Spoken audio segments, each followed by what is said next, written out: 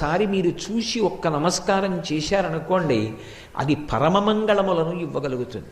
రెండు, హనుమ యొక్క ఉపాసనలో ఉన్నటువంటి అత్యద్భుతమైన విషయం, ప్రతిరోజు హనుమ యొక్క ముఖాన్ని ఎవరు చూస్తారో, ఎవరు ఆయనకి నమస్కారం చేస్తారో అటువంటి వారి యొక్క అజ్ఞానము తొలగిపోతుంది.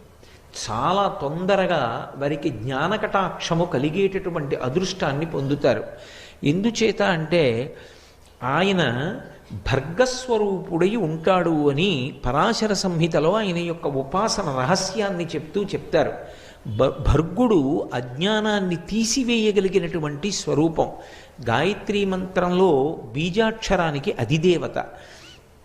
అటువంటి భర్గస్వరూపుడైనటువంటి హనుమ యొక్క ముఖాన్ని, ఆయన యొక్క రూపాన్ని ఎవరు చూస్తారో వారికి మంగళములు ఇవ్వబడతాయి. అందున ప్రత్యేక